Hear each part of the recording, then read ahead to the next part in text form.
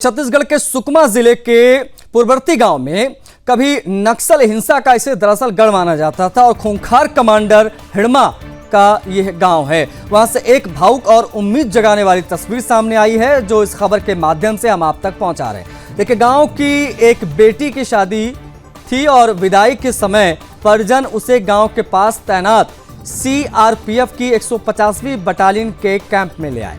जवान ड्यूटी पर तैनात थे, लेकिन जब दुल्हन उनके सामने पहुंची तो उन्होंने भी भाई का फर्ज निभाया।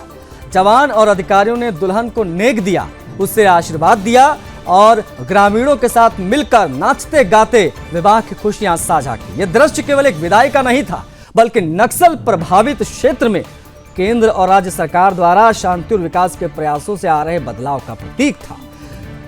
पूर्ववर्ती गांव से आई ये तस्वीरें नक्सली हिंसा से उभरते बस्तर की नई और सशक्त पहचान के तौर पर देखी जा रही है। तस्वीरें देखिए और किस प्रकार का बदलाव आप महसूस कर रहे हैं, जरा वो समझिए। 150वीं बटालियन के कैंप में जब पहुंचे तो देखिए किस प्रकार से उत्सव की तरह सीआरपीएफ के जवानों ने इसे बनाया और नेक ही नहीं सुरक्षा भी दी।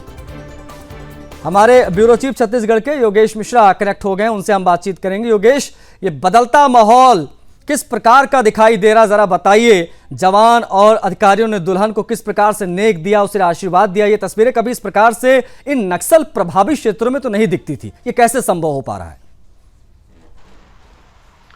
आशीष, देखिए, मैं सबसे पहले आपको बता दूं, ये वीडियो जिस गांव से निकलकर सामने आया है वो माड़वी हिड़मा यानी कि जो नक्सलियों का खूंखार कमांडर रहा है उसका गांव है। और यहाँ पहले जो घटनाएं होती थी उसको लेकर के हर किसी का रूह कांप जाता था।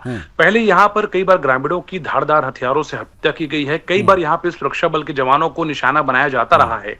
लेकिन अब जब से सुरक्षा बल के जवानों का कैंप यहाँ पर खुला है आशीष, तब से ग्रामीणों का विश्वास जो है खास तौर पर जवानों को लेकर पैदा हो गया है। और जिस तरह से जो विजुअल हम दिखा रहे हैं ये पूर्ववर्ती गांव की है, जो हिड़मा का गांव है। और जैसा मैंने बताया कि ये गांव शुरू से ही सुर्खियों में रहा है जब यहाँ पे नक्सली वारदातें होती थी।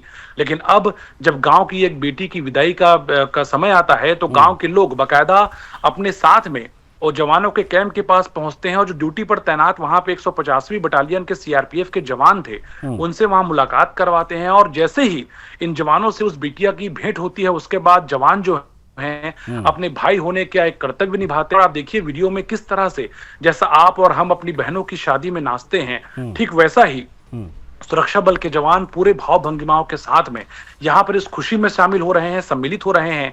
और बाकायदा जो रस्म अदायगी यहाँ पर होती है यानी कि जो नेंग दिया जाता है एक बहन को, वो भी यहाँ पे सुरक्षा बल के जवान एक बेटी को यहाँ पर देते हुए नजर आ रहे हैं। तो कुल मिलाकर जिस तरह से नक्सलवाद के खात्मे को लेकर के केंद्र सरकार और राज्य सरकार की जो साझी रणनीति लगातार दिखाई दे रही है, इसी का प्रभाव है कि एक तरफ जहां नक्सलियों का बहुत बड़ी संख्या में एनकाउंटर हो रहा है, समर्पण के आंकड़े बढ़ रहे हैं, वहीं दूसरी ओर आप देखिए कि जो ग्रामीणों का विश्वास है वो जो है जवानों के प्रति बढ़ता हुआ नजर आ रहा है। तभी वो एक परिवार की तरह पर सुरक्षा बल के जवानों से मिलने पहुंच रहे हैं और सुरक्षा बल के जवान भी उनके विश्वास को बहुत मजबूत कर रहे हैं और बाकायदा उनकी खुशी में इस तरह से सम्मिलित हो रहे हैं। तो ये निश्चित रूप से नक्सलवाद के विरुद्ध में जिस तरह से अभियान सुरक्षा बल के जवान चला रहे हैं उसको लेकर के बहुत ही सुंदर तस्वीर इसको मानी जा सकती है। अच्छा, ये केंद्र और राज्य सरकार के प्रयासों को किस प्रकार से देखिए, क्योंकि अमित शाह जब भी कोई बयान देते हैं नक्सलियों के प्रति तो वो जरूर कहते हैं कि हमने फला तारीख तक डेडलाइन रखी है, लेकिन वो शांति की अपील भी करते हैं। वो लगातार कहते हैं कि स्वागत है अगर आप सरेंडर करते हैं तो। और कई तस्वीरें हमने देखी, कई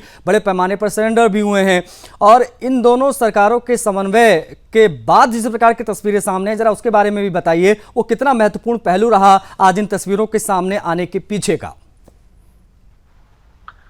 आशीष, देखिए, जब से छत्तीसगढ़ राज्य का गठन हुआ है तकरीबन 24-25 वर्ष हो गए राज्य को बने हुए, तब से लेकर के अब तक। पहले हमने देखा कि जब राज्य का गठन हुआ था आशीष, उस समय सरगुजा में नक्सलवाद का नासूर था, लेकिन सरगुजा अंचल से लगभग जो है उस दौरान जिस तरह की लड़ाई लड़ी गई उसके बाद से नक्सलवाद वहां पर खत्म हो गया। अब जो है बस्तर रीजन की अगर हम बात करते हैं तो बस्तर के जितने जिले हैं वहां पर रह करके नक्सली मूवमेंट की खबरें सामने आती रही हैं। कई बार ये लोग सुरक्षा बल के जवानों को नक्सली जो है निशाना बनाते नजर आते हैं और कई बार ग्रामीणों की हत्या करते नजर आते हैं।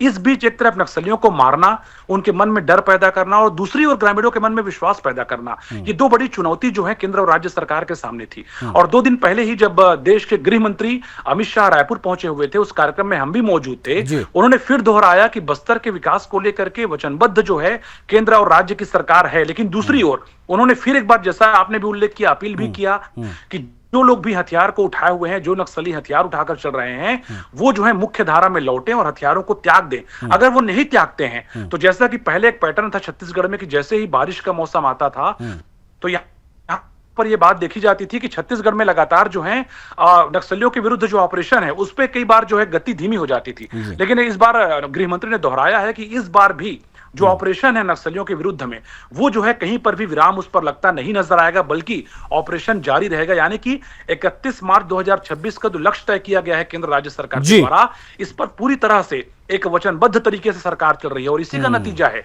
इसी का साझा परिणाम है कि नक्सली जो हैं लगातार सरेंडर कर रहे हैं बहुत बड़ी संख्या में, या तो नक्सलियों का एनकाउंटर हो रहा है और दूसरी ओर जो ग्रामीण हैं, क्योंकि उनके क्षेत्र में सड़कें बन रही हैं, स्कूल बिल्डिंग बन रहे हैं, स्वास्थ्य सुविधाएं पहुंच रही हैं और सबसे बड़ी बात सुरक्षा बल के जवान उनके साथ में जिस तरह से आप विजुअल में देखिए एक परिवारवत जो है संबंध रखे हुए हैं। ये तस्वीरें उसका, ये तस्वीरें योगेश उसका प्रत्यक्ष प्रमाण है जो आप बता रहे हैं। एनीवेज शुक्रिया आपका इन तमाम जानकारियों को साझा करने के लिए।